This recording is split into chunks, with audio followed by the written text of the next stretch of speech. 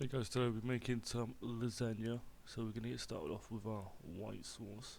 We're gonna add some butter to our pot, and then we're gonna melt it. It's just 1 tablespoon of butter, and then we're gonna add 4 tablespoons of flour. I'm using gluten-free flour, which is very starchy, and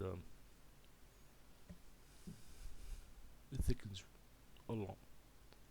I ended up adding 1 more than 4, so that's 5. I like to use a flat whisk.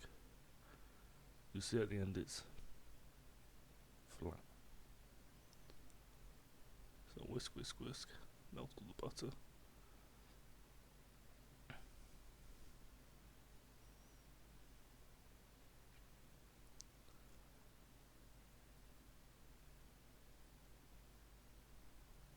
I cook on quite a high heat because I'm impatient. I would advise you guys to cook on a medium to low heat. There's no rush. But I'm impatient, so everything's cooked on a high heat.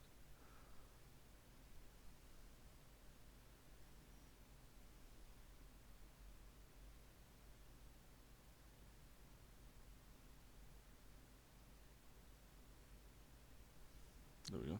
So we're going to mix this flour and butter mixture into like a very smooth paste, and then we're going to cook it.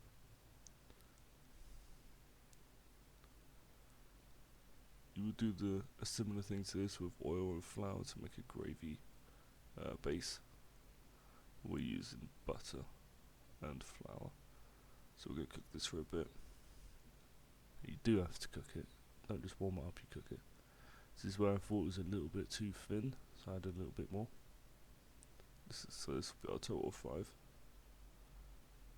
Whisk, whisk, whisk, make sure it's cooked. Make sure it doesn't stick to the bottom and burn, and then we'll have lumps in our sauce no matter how much whisking we do.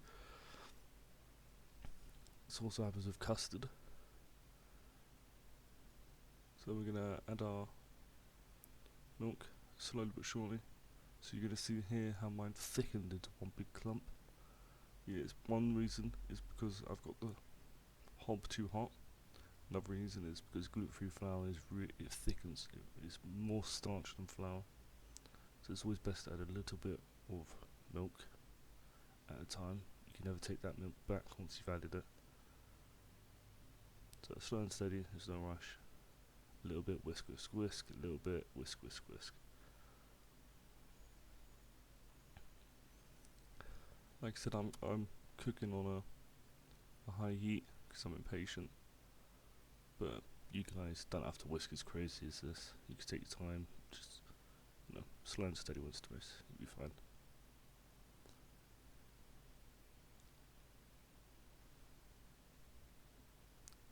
Try and use an oven mitt, not your shirt, to hold the pot.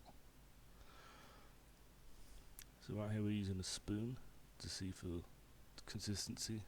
As you can see, there's lumps in it, and the sauce fell straight off our spoon, so it still needs a little bit more. So right now it looks quite watery, so we're just going to cook it. Now we're going to add our cheese. Obviously your cheese is also a thickener as well, so whisk, whisk, whisk. Now we can see that it's way thicker. Once I cooked some of that milk off, and we added our cheese, so now it's a second consistency test. And that's okay. It's sticking to our spoon good. There's a few little lumps in there, but it's nothing we can't get rid of. One little splash of milk. Whisk, whisk, whisk. Finally found my oven mitt. Should be our last test. There we go. It's fine, perfect. Nice and thick, sticks to our spoon. That's how we know our sauce is thick enough for what we want for lasagna. But you could go as runny as you want. So here we are, cooking some onions. With that white sauce you could also have it quite runny, use it for cheesy pasta. Not add any cheese at all and add mushrooms from our pork and rice video to make a mushroom sauce. This is some shredded carrots right into our cooked onions. This is just to sneak some vegetables in, because not everyone in my house is a fan.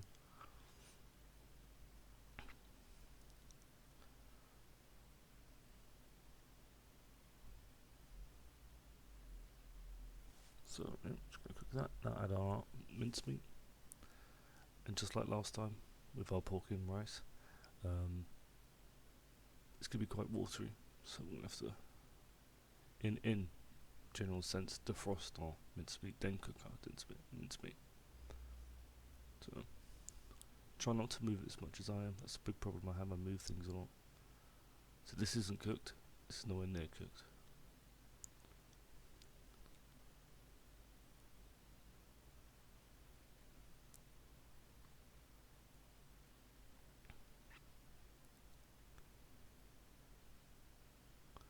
So there we go. We've cooked it for a little while, and this is now grey. And a lot of people would say that this is cooked. Like, you could eat this if you want, but I'm not going to.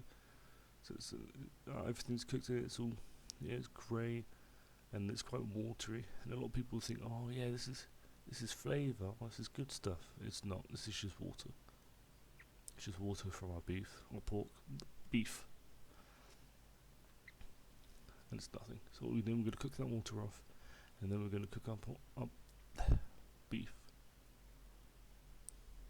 Now this is done. More of a burger fried consistency. Some bits are a little bit caramelized, a little bit fried. Now this is cooked.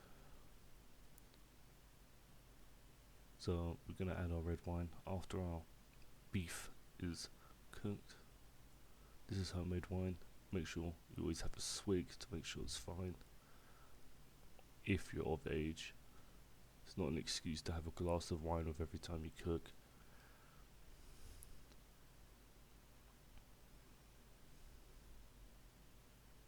So add about a third of that bottle. It's a small bottle.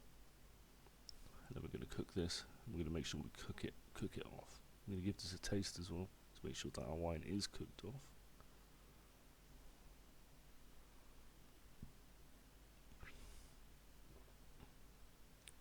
Now there's liquid in the pan, and that is flavour.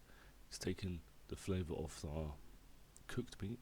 Remember, our meat is cooked to a consistency similar to burgers, so it's got that crispiness to it. We've added our wine, which is like a sour, tangy taste.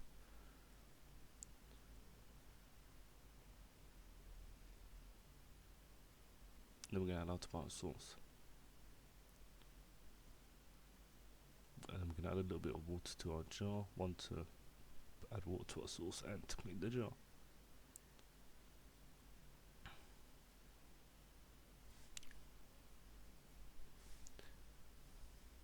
So we're going to give this a stir. Now remember, our meat is all cooked now, it's fine, it's all good.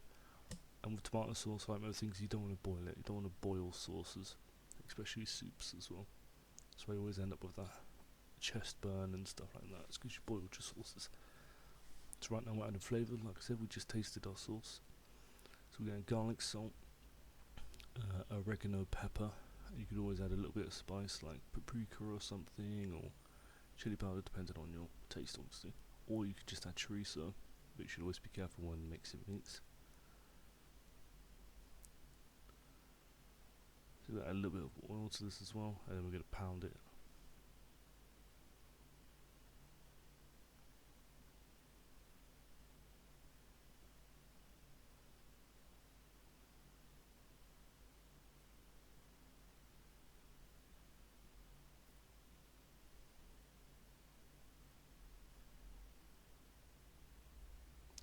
It's quite a lot of garlic, and we're going to add this to our sauce. A lot of people would have cooked the garlic with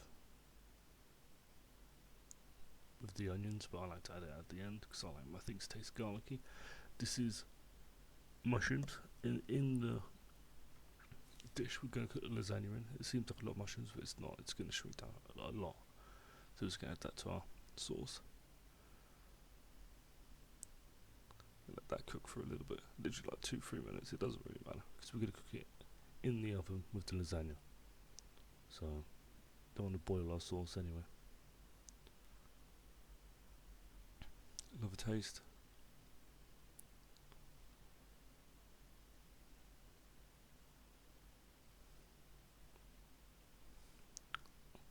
There we go. It's all good to go, so we can add our flavour to it now.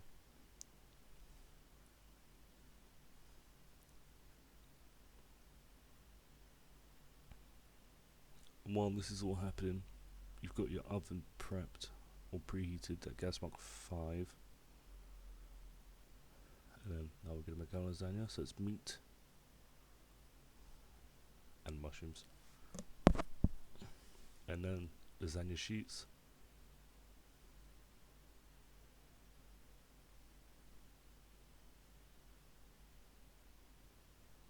You see I'm pushing them down because this is quite a shallow dish and I want as many layers as I can get. So then it'll be cheese sauce. We're going to whisk ours up, make sure that it's not thick.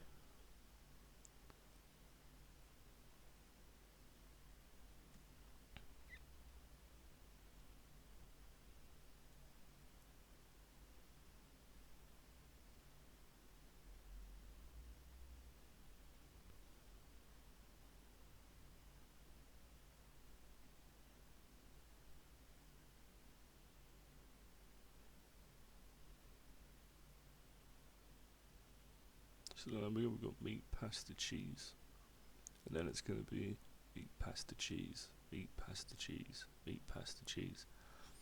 And then we're going to try and hopefully end with cheese on the top. That's the ideal goal. Obviously it can't happen all the time. So if you do just end up with meat on the top, to put a little bit of cheese sauce on top, and then just grate loads and loads of cheese on top, you'll be fine. It's not the end of the world if you don't end on cheese sauce.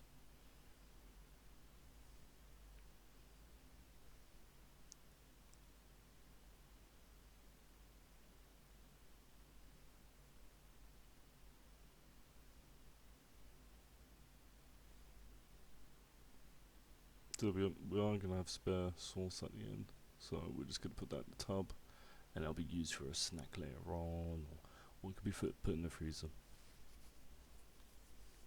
for someone to eat after work. So we're going to put our last sheet of pastas on. Pasta? Yeah, last sheet of pastas, that's what we're going to say.